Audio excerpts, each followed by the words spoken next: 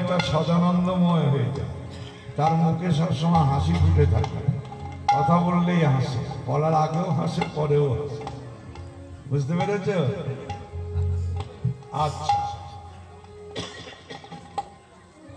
তাহলে মহাপ্রভু সংকীর্তনের আয়োজন করলেন কেন? শাস্ত্রে কি বললেন? সংকীর্তন কাকে বলে? সর্বজন, কথাটা ভালো করে শোনো, সর্বজন হিতায় চ সংকীর্তনম। সংকীর্তন সর্বজনের হিত করে, আর কীর্তন একমাত্র যারা মনে মনে করে তাদেরই হিত হয়। পাশে একজন বসে থাকবে তার হবে না। সংসারে 5টা লোকের মধ্যে একজন যদি কীর্তন করে, মালা জপ করে, তারই লাভ হবে। অন্য যারা আছে তাদের কিন্তু 9 ঘন্টা, তাদের কিচ্ছু হবে। আর সংকীর্তন সর্বজন হিতায় চ সংকীর্তনম। সংকীর্তন সর্বজনের হিত করে। সর্বজন বলতে শুধু মানুষ নয়, পশু পাখি কীট পতঙ্গ বৃক্ষলতা তৃণ ঘাস সবাইকে উদ্ধার করে সংকীর্তনের ধ্বনি। তা সংকীর্তন কাকে বলে? খোল করতাল নিয়ে উচ্চ কণ্ঠে হরিগুণ গান করাকে বলা হয় সংকীর্তনম। জয় রাধে রাধে রাধে রাধে রাধে। সংকীর্তন যারা করে তারা বৈষ্ণবত্ব প্রাপ্ত হয়। সংকীর্তন যারা করে তারা বৈষ্ণবত্ব প্রাপ্ত হয়। কেন? সংকীর্তনটা নিজের জন্য নয়, পরের জন্য, অন্যের জন্য, পৃথিবীর প্রত্যেকের কল্যাণের জন্য। প্রভু চিন্তা করলেন বিবেক বুদ্ধি সম্পন্ন মানুষগুলো, এ বাবু এই ফ্যানটা একটু দিয়ে ঘুরিয়ে দিয়ে বন্ধ করে দেবে, পুরো আমার গায়ে লাগছে, বন্ধ করে দেবে, পুরোপুরি লাগতে হবে না, অল্প লাগবে, বন্ধ করে দেবে, বাস এরকম থাক।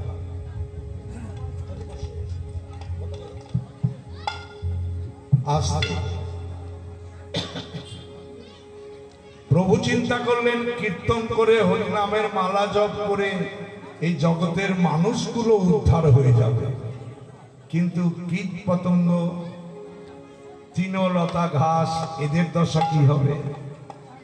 তাই তিনি সংকীর্তনের আয়োজন করলেন।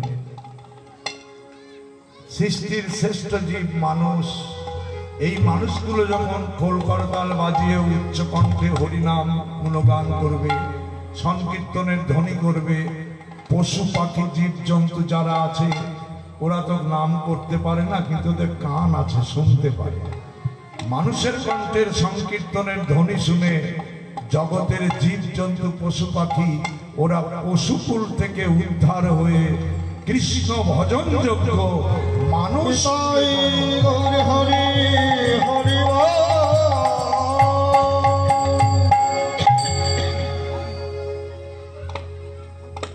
বৃক্ষ তৃণ ঘাস লতা গুল্ম এদের দশা কি হবে? সংকীর্তনের ধ্বনিতে এরা উদ্ধার হবে।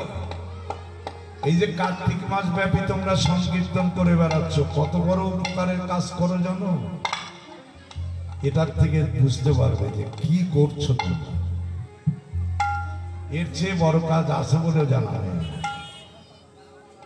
শুধু জগতের কল্যাণ করছো। সংকীর্তন কার্তিক মাস ব্যাপী কীর্তন করা মানে জগতের প্রত্যেকের কল্যাণ করা। পশু পাখি উদ্ধার হলো হরিনামের ধ্বনি শুনে, মা সংকীর্তনের ধ্বনি শুনে, কিন্তু বৃক্ষলতা তৃণ ঘাস এদের দশা কি হবে? এদের তো শ্রবণ শক্তি নাই, বাক শক্তি নাই, এরা বলতেও পারে না, শুনতেও পারে না, এরা উদ্ধার হবে কি করে? বলেন এরা উদ্ধার হবে এই সংকীর্তনের ধ্বনি বাতাসের সাথে মিশে গিয়ে যখন তৃণলতা ঘাস গুল্ম বৃক্ষকে স্পর্শ করবে, এরা হরিনাম সংকীর্তনের স্পর্শ পেয়ে বৃক্ষকুল থেকে উদ্ধার হয়ে কৃষ্ণ ভজন যোগ্য মানস কুলে জন্ম পাবে। মানস কুলে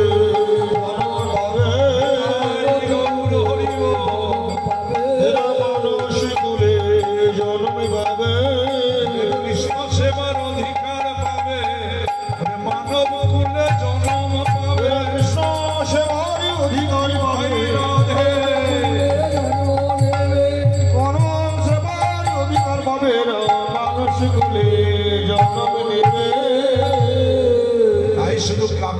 কার্তিক মাস নয়, যে কোনো টাইমে উচ্চকণ্ঠে হরিনাম করা মানেই জগতের সবার কল্যাণ করা। যিনি উচ্চকণ্ঠে হরিনাম করেন তাকে বলা হয় বৈষ্ণব প্রধান। তিনি নিজের জন্য করেন না, জগতের জন্য করেন। মহন্তের স্বভাব হয় তারিতে পামর, নিজ কার্য নহে তবু চায় পরদান। যারা সংকীর্তন করে তাদেরকে এক কথায় মহন্ত বলা হয়, বৈষ্ণব বলা হয়। তারা নিজের জন্য করে না, জগতের জন্য করে। তাই সংকীর্তনে নাচেন গোরারা, সংকীর্তনে নাচেন গোরারা,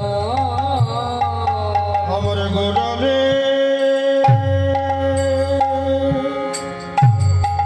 গোরারে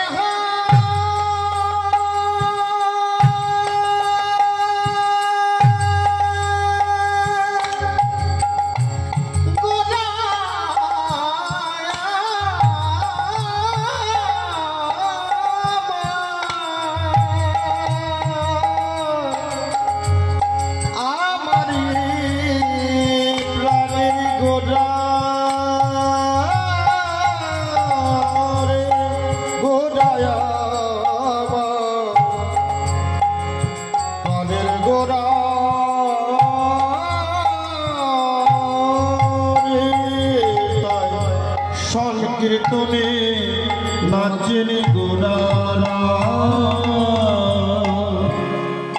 বলে হরি বল হরি বল হরি বল হরি বল, প্রেমানন্দে বাহু তুলে হরি বল হরি বল, বাহু হরি বল হরি বল, ওরে প্রেমানন্দে বাহু তুলবে সবাই বলে হরি বল। ওরে প্রেমানন্দে বাহু, সবাই বলে হরি বল, সবাই বলে হরি বল, সবাই বলে হরি বল, হরি বল হরি বল। আর সংকীর্তনে নাচেন গোরারা, সংকীর্তনের সদস্য যারা, ভক্ত যারা কীর্তন করতে করতে একটা নধর বটবৃক্ষের তলায় ছায়াতে বসে পড়েছে। গৌরহরি বলছে, কিরে ভাইয়া তোরা বসে পড়লি কেন, হরিনাম করবি না? ওরা বলছে, তোমার তো খালি হরিনাম হরিনাম হরিনাম, আরো যে কিছু লাগে তা কি তোমার মনে আছে? মানে কি লাগে, কি হয়েছে বলো, তোমরা হরিনাম করছো না কেন বলো, আমি ব্যবস্থা করছি। বলে শোনো, নিতাই বলছে, প্রভু গো প্রভু গো, মুখ দেখে যিনি বুকের ভাষা বোঝেন তিনি কি বোঝেন না আমাদের কি হয়েছে, আমরা কেন হরিনাম সংকীর্তন ছেড়ে দিয়ে বসে আছি?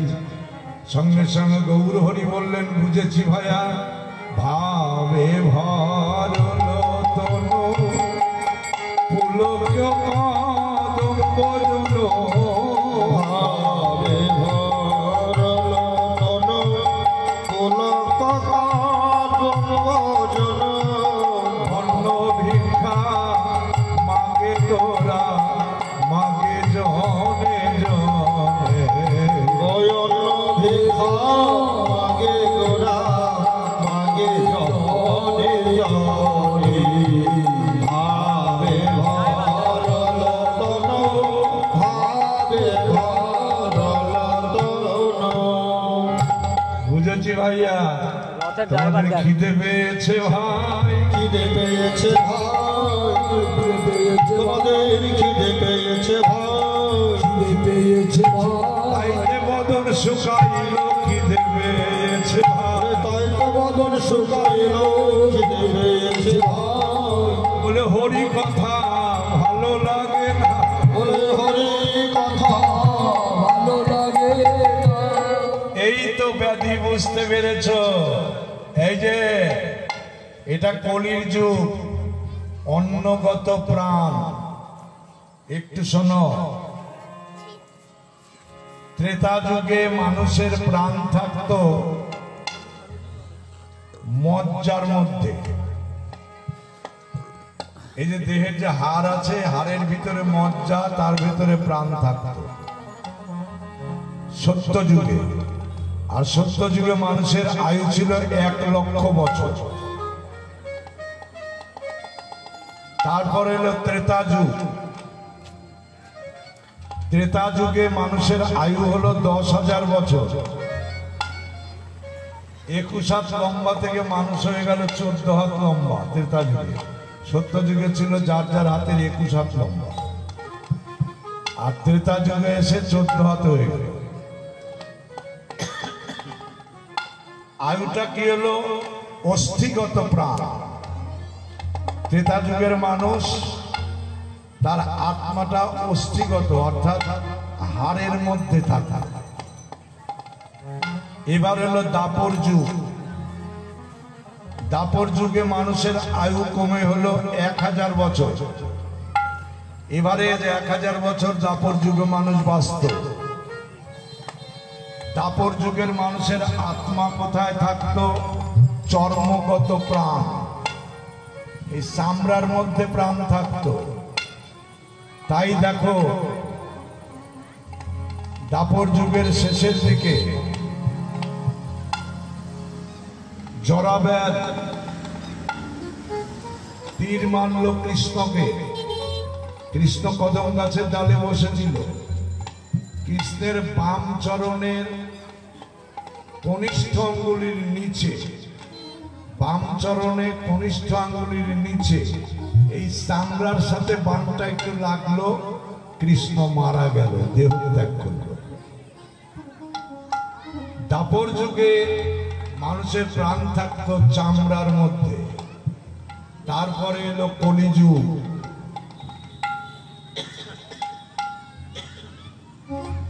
কলিযুগে অন্নগত প্রাণ। কলিযুগের মানুষ না খেলেই মরে যাবে। অন্নগত প্রাণ আর কামিনীগত মন। কাজেই কঠিন এই কলির জীব, এদের আয়ু হচ্ছে মাত্র 100 বছর। তাই কলিযুগে মহাপ্রভু না খেয়ে কোনো সাধন ভজনের সিদ্ধান্ত দেননি। কোথাও কোনো সিদ্ধান্ত দেয়নি যে না খেয়ে থেকে বছরের পর বছর তোমাকে সাধন ভজন করতে হবে। এটা কলির জীবের পক্ষে সম্ভব নয়। নিতাই বলছে, প্রভু আগে চাই সেবানন্দ, পেট ভোজন। এই আগে হবে পেট ভোজন, তারপরে হবে কৃষ্ণ ভজন। শুনলে, সেবানন্দ না হলে প্রেমানন্দের উদয় হয় না। পেটে যদি কিছু না থাকে হরি কথা ভালো লাগে না। এটা প্রভু আমার আগেই জানতেন। আজ থেকে 500 কত বছর আগে শ্রীবাস অঙ্গনে যখন শ্রীবাস অঙ্গনে যখন এই হরিবাসর সৃষ্টি করলেন প্রভু, তখন আগে গদাধর প্রভু আর হরিদাসকে বললেন, তোমরা যাও চুলায় আগুন দাও, ভক্তেরা যারা আসবে তাদের সেবার আয়োজন করো। অভুক্ত অবস্থায় কৃষ্ণ ভজন হবে না। সেই থেকে চালু হয়েছে। এখনো যেখানে লীলা কীর্তন হয়, অষ্টপ্রহর হয়, যত প্রহরী হোক, ভক্তের সেবার আয়োজন থাকতেই হবে। এটা বিধান প্রত্যেকটা জায়গায়। কীর্তন যেমনই হোক, সেবার আয়োজনটা ভালো চাই। সেবানন্দ না হলে প্রেমানন্দের উদয় হয় না। সঙ্গে সঙ্গে প্রভু মার বলছে, তোরা একটু বজ ভাই, আমি তোদের সেবার ব্যবস্থা করছি। সেবার ব্যবস্থা করছি। আর ঝুলি কাঁধে নিয়ে, ওমা বাবা একটু তাকিয়ে দেখো, যিনি অনন্ত কোটি জগতের মালিক, যার কৃপায় যার ইচ্ছায় বারিধি ভরি শঙ্করে, গাছে গাছে ফল ধরে, গাভী দুগ্ধবতী হয়, জমিতে ফসল ফলে, সেই অনাদিরাদি সর্বকারণ কারণ মালিক গৌর হরি নদিয়ার পথে দাঁড়িয়ে বলছে, ওগো তোমরা আমায় ভিক্ষা